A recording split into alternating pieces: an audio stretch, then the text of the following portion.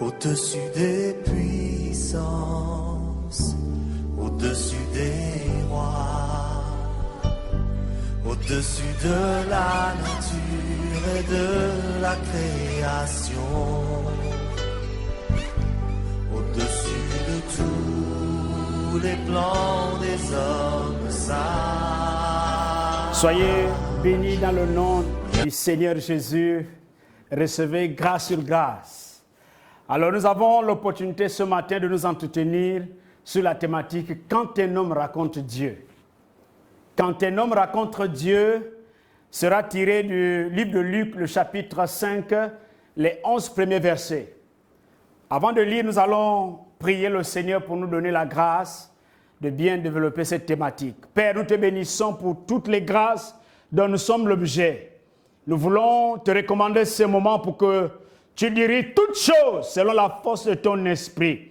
Conduis toutes choses comme tu as décidé de faire. Nous te recommandons ce moment, Père. Prends possession. Dirige, honore ta parole, Seigneur, parce que tu es véritablement Dieu. Sois honoré, sois béni, sois glorifié dans le nom de Jésus. Nous disons Amen. Quand un homme raconte Dieu, tiré de Luc, le chapitre 5, les 11 premiers versets que je vais devoir lire avec vous. Comme Jésus se trouvait auprès du lac de Génézareth et que la foule se pressait autour de lui pour entendre la parole de Dieu, il vit au bord du lac 2 barques d'où les pêcheurs étaient descendus pour laver leurs filets. Il monta dans l'une de ces barques qui était à Simon. Il le pria de s'éloigner un peu de terre. Puis il s'assit et de la barque, il enseignait la foule. Lorsqu'il eut cessé de parler, il dit à Simon, « Avance en pleine eau et jetez vos filets pour pêcher. Simon lui répondit, « Maître, nous avons travaillé toute la nuit sans rien prendre, mais sur ta parole, je jetterai le filet. » Ayant jeté, ils prirent une grande quantité de poissons et leurs filets se rompaient. Ils firent signe à leurs compagnons qui étaient dans l'autre barque de venir les aider. Ils vinrent et ils remplirent les 2 barques au point qu'elles enfonçaient. Quand il vit cela, Simon-Pierre tomba aux genoux de Jésus et dit, « Seigneur, retire-toi de moi parce que je suis un homme pécheur. » Car l'épouvante l'avait saisi, lui et tous ceux qui étaient avec lui, à cause de la pêche qu'ils avaient faite. Il en était de même de Jacques, de Jean, de Zébédée, les associés de Simon. Alors Jésus dit à Simon-Pierre, « Ne crains point, désormais tu seras pêcheur d'hommes. » Et ayant ramené la barque à terre, ils laissèrent tout et le suivirent. Amen. Alors, quand un homme raconte Dieu, nous sommes dans un contexte où Jésus est, n'est-ce pas, donné de l'ordre à Pierre d'aller un peu plus loin pour jeter le filet parce que Pierre avait fait toute la nuit sans attraper aucun poisson. Il a pêché toute la nuit avec ses collaborateurs, il n'a eu aucun poisson, il était fatigué, en train de mettre, n'est-ce pas, tout le matériel de pêche en ordre. Et Jésus arrive, demande à Pierre d'aller un peu plus loin pour lancer le filet. Alors Pierre, avec obéissance, il a obéi et il a fait ce que Jésus lui avait demandé. Quand un homme raconte Dieu, c'est la thématique de ce soir. Alors, les amis, quand un homme raconte Dieu, l'homme fait une véritable rencontre avec Dieu. Quand un homme raconte Dieu, il fait une véritable rencontre avec Dieu. Ça, c'est le premier point. Nous allons voir le verset 8. Il dit, quand Simon-Pierre vit cela, Pierre tomba aux genoux de Jésus et dit, « Seigneur, retire-toi de moi parce que je suis un homme pécheur. » En fait, Pierre avait une connaissance limitée de Jésus. Mais ce miracle de pêche, parce que lui, c'était un habitué, c'était un pêcheur de poissons. Il connaissait la mer de Galilée, il connaissait les eaux, il connaissait là où il pouvait facilement avoir un type de poisson. Mais la Bible dit, toute la nuit, il a pêché, il n'a trouvé aucun poisson. Mais sur la base de la parole de Jésus, il a obéi, il a jeté le filet. En voyant ce miracle, il a dit, Seigneur, je ne mérite pas d'être à tes côtés, retire-toi de moi, tu es trop saint. Alléluia. Vous savez, à un niveau de révélation, tu deviens une autre personne. Quand un homme raconte véritablement Dieu, il ne reste plus la même personne. Il change. Alléluia, alléluia. Vous ne pouvez pas dire que vous avez raconté Jésus et vous restez la même personne. Regardez Pierre. Pierre a eu une nouvelle vision de Dieu. Il a une nouvelle vision de Jésus. Il dit, Seigneur, tu es trop saint. Retire-toi de moi. Je ne mérite pas d'être avec toi. Quand un homme rencontre Dieu, alléluia, alléluia, alléluia, alléluia. Regardez un peu Samuel. Vous savez, je vais parler de Jacob. Jacob a utilisé la ruse pour, n'est-ce pas, s'approprier du droit de naissance de son frère Ésaü. Alors, pendant qu'il était en fuite de son frère, il était fatigué, il va dormir. Et la Bible dit que pendant qu'il dormait, il a eu une vision. Il voyait les anges de Dieu monter et descendre. Et quand il se réveille, il se rend compte que la présence de Dieu était là. Il dit, mon Dieu, mais la présence de Dieu est là. Dieu était là, mais moi je ne savais pas. Vous savez, quand un homme raconte Dieu, il a une autre idée des choses, il a une autre image. Son ministère, sa vie, une transformation totale. Donc, quand un homme raconte Dieu, n'est-ce pas, il doit faire une véritable rencontre avec Dieu. Tu peux raconter quelqu'un, un ami, mais sans le connaître. Et là, leur raconte a une autre nouvelle dimension. Et là, Jacob, à partir de cette vision, Jacob avait changé. Jacob, qui était un trompeur, un truand, Jacob avait changé. Suivez la vie de Jacob après cette révélation. Alléluia. Oh God. Regardez les amis.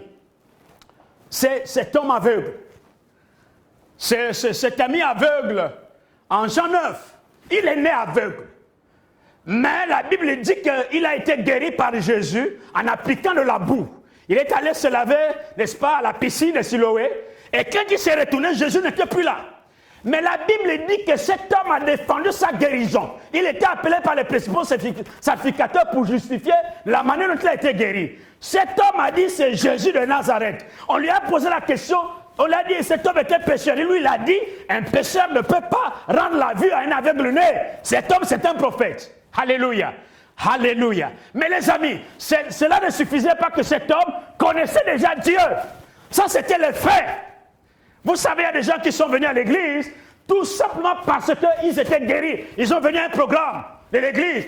Le pasteur a prié pour eux, ils ont été guéris. Ils ont été délivrés. N'est-ce pas, de leur maladie?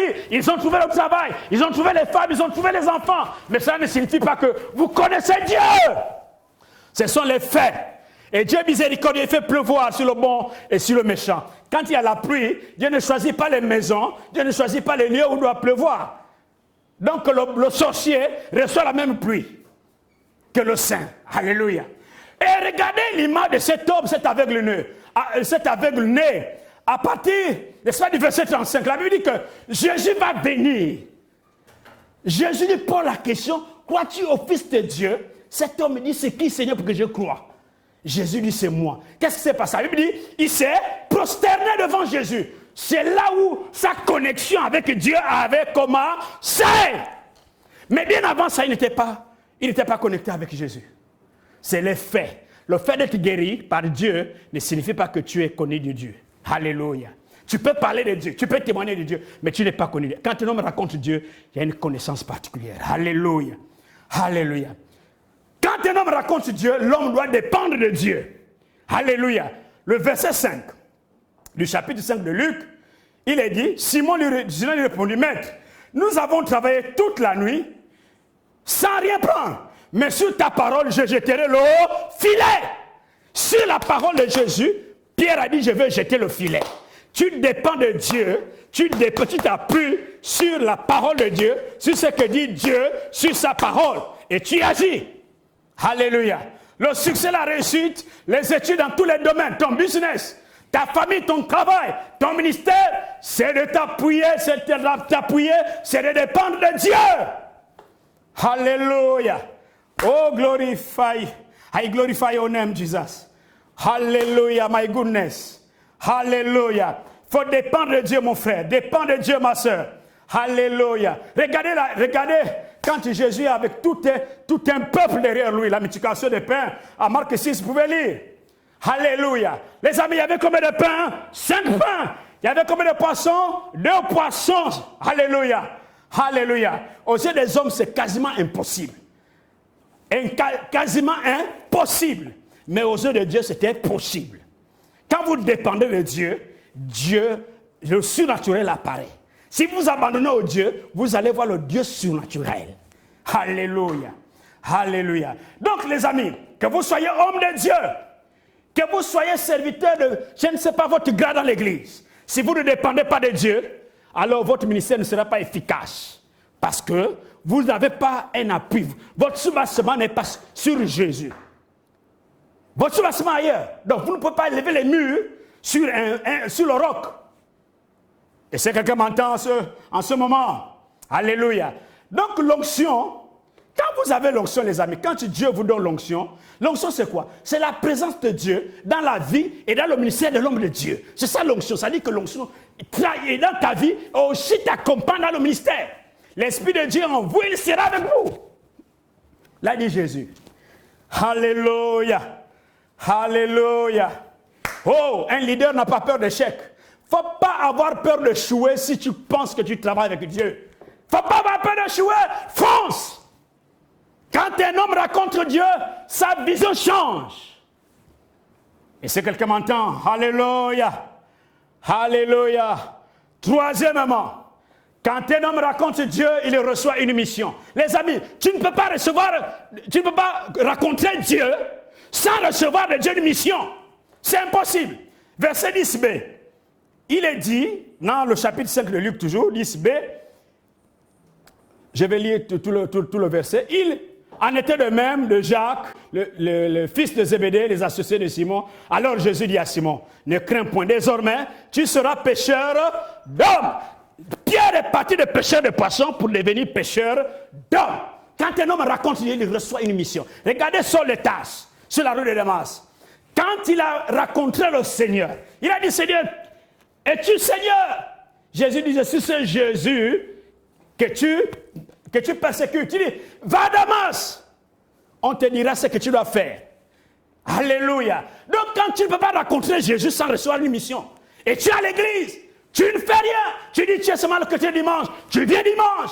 Tu viens, tu donnes tes offrandes. Mon ami, ça c'est pas un christianisme. Quand tu rencontres Dieu, Dieu te donne une mission. C'est quoi ta mission? Quelle est ta mission, mon frère, ma soeur? Alléluia. L'église de Dieu doit être autour des hommes et des femmes qui ont reçu une recommandation de la part de Dieu. Quelle est ta recommandation? Alléluia. Maintenant, dans ce temps de crise, on veut voir des hommes et des femmes de Dieu qui ont des recommandations.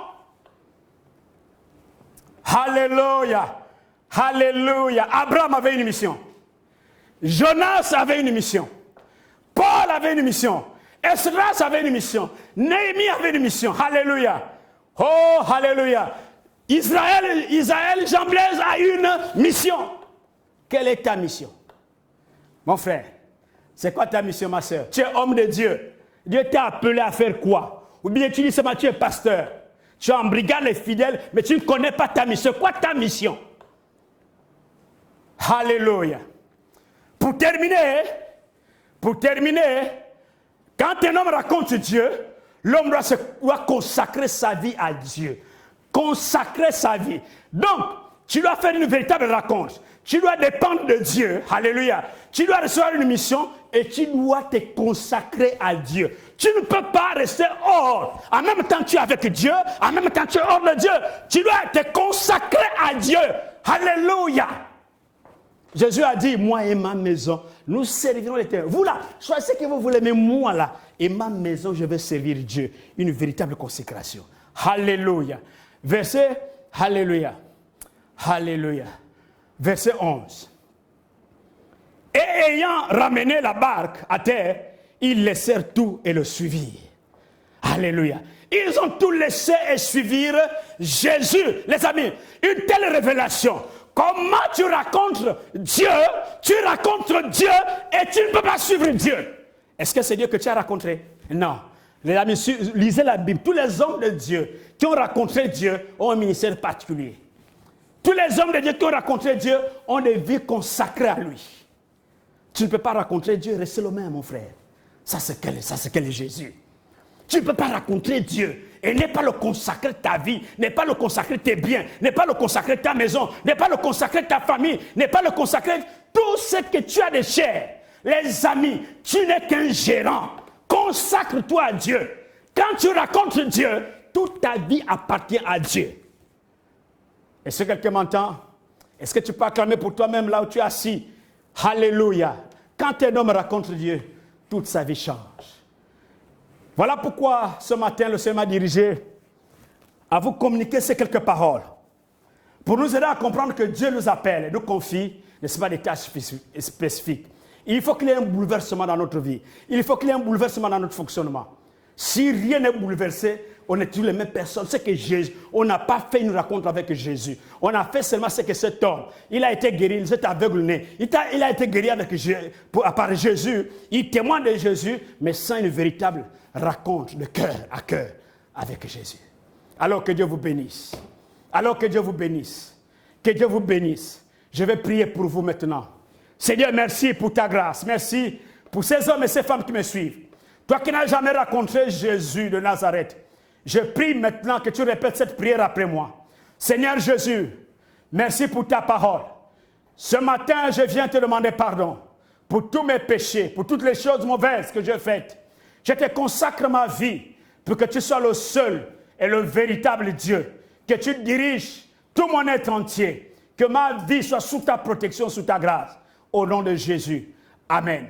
Seigneur, merci encore pour ces hommes et ces femmes qui m'ont suivi. Je prie maintenant pour leur vie, afin qu'elles soient des vies transformées, changées. Seigneur, des hommes qui prennent conscience qu'ils ont reçu une mission et qui restent vraiment, Seigneur, dans le cadre de te servir avec empressement et amour, où leur vie tout entière, leur famille, leurs biens sont consacrés à toi seul. Seigneur, reçois toute ma reconnaissance dans le nom de Jésus.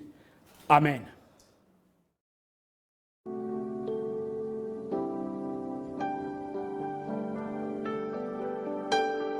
Au-dessus des puissances, au-dessus des rois, au-dessus de la nature et de la création, au-dessus de tous les plans des hommes.